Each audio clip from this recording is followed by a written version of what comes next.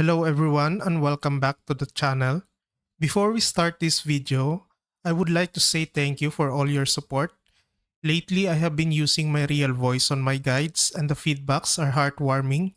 There are some negatives, but rest assured that I'll be improving until you are all satisfied with my content. Thank you once again, and now let's begin this video.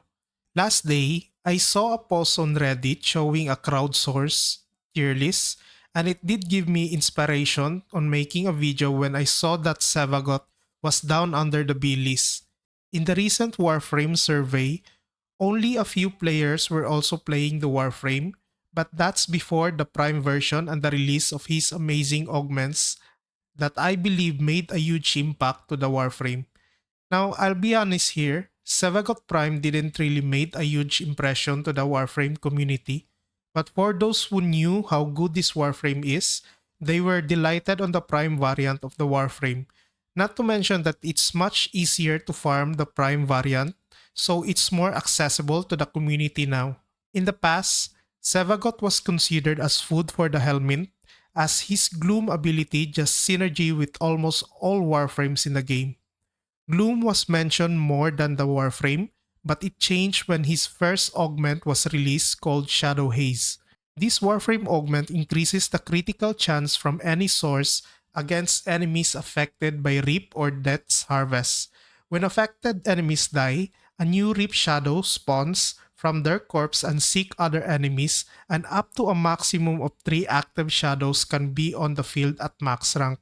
This is the good part about this. The critical chance bonus is applied additively after mods, so basically, any good crit weapons have the potential to do red crit numbers, and those weapons that don't have critical stats can do critical damage with the augment.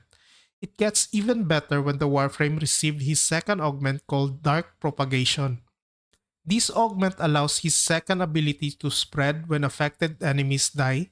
The best part is, your Shadow's Death Harvest will gain the ability to afflict enemies with Saw. This is a cool interaction since you can now use your Shadow to gain more nuking power through the Dark Propagation augment. The idea is, you can build your Shadow for decent range and lots of duration, so that Dark Harvest debuff will last longer. Then you will need to mod your Sevagot with high range plus power strength with the Shadow Haze and Dark Propagation augment. In missions, you need to build up your Death Harvest first, and once you have done that, activate your Shadow to cast Death Harvest. After that, go back to Sevagot and then just kill enemies with your Reap or your equipped weapon. The combo will then trigger chain explosions almost every time you kill an enemy. And all you need to do is just keep Reap active at all time and then cast your Shadow to reactivate the effect of Death Harvest. This is a really fun combo with Sevagot, especially in Steel Path levels, as you'll be nuking a room full of enemies. However, I will not leave the important details that this combo is somewhat squishy, as you are most focused on nuking and killing enemies. Since you have high range on Sevagot, casting Gloom would be ineffective as it will drain a lot of energy. And don't forget that you are also casting his other abilities to nuke enemies. The best thing you can do is find a solution to keep the Warframe alive while you nuke enemies with the combo. You can subsume survival skills on the Warframe, or you can just use the Hura's Kubro to give Sevagot invisibility. Take note that this dog has the augment that will keep your Warframe invisible as long as an enemy is around within 24 meters. But be warned though, that you don't have to use your guns while using this companion, as you will break the invisibility. With the Hura's Kubro, all you need to do is build up your Death Well until you can activate your Shadow and cast Death Harvest. After that, all you need to do is cast your first ability to kill enemies with a chain explosion. Remember that Death Harvest is a duration-based skill, and you will need to activate your Shadow to cast the ability depending on how long your duration in your build. Now, this is the basic build that you can do for Sevagot using the nuking combo, but you can still improve this. Since you already have invisibility, I strongly recommend removing adaptation in the build and replacing it with stretch for nuking range. Then, you can go with growing power in the aura mod slot, for the power strength. I just have steel charged at the meantime for the extra mud capacity since I am cooking my forma steel in the foundry. The preparation mud is also a personal preference as I love to have energy at the start of each mission so I can build up that well as soon as possible. In addition, go for more power strength so that you get more nuking power. Try to equip Molt Augmented and as well as Crimson Archon Shard if possible, which will help you gain more power strength in the build. Finally, I would also like to add that Subsuming Roar in the build will increase your nuking strength. I have Subsume Roar in my Sevagot, but it's on the wrong skill slot.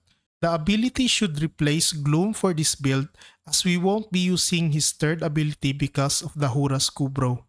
For Sevagot's Shadow, all you need is duration so that Death Harvest will be active for a long time.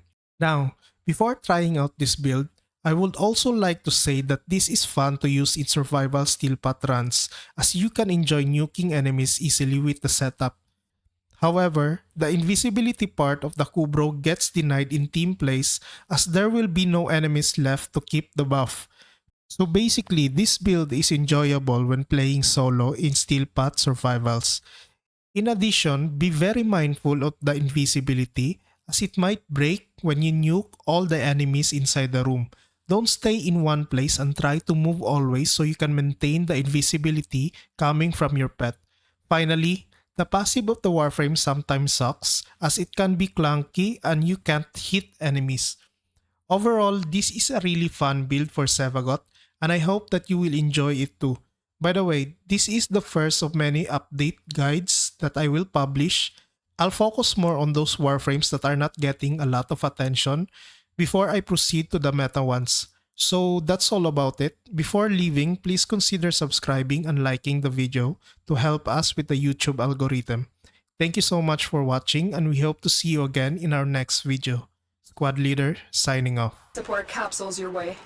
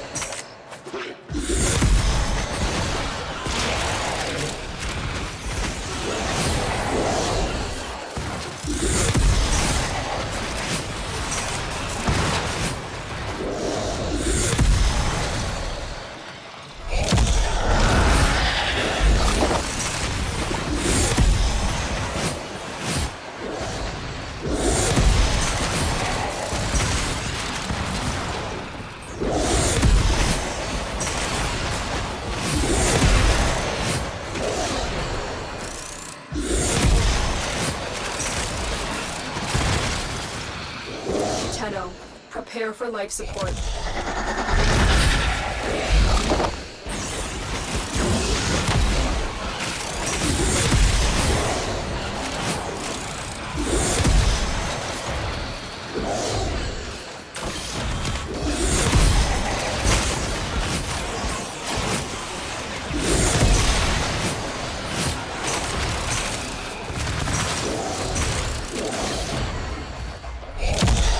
I've delivered a life support capsule to the area.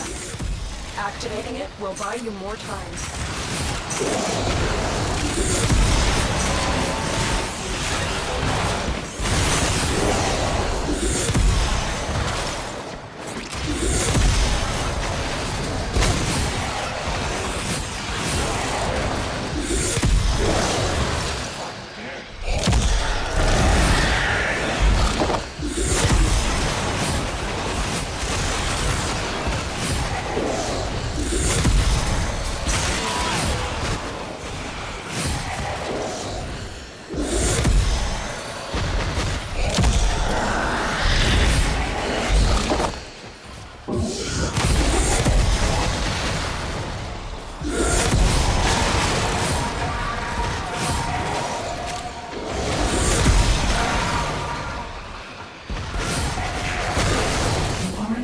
And must be erased. Get ready for a capsule.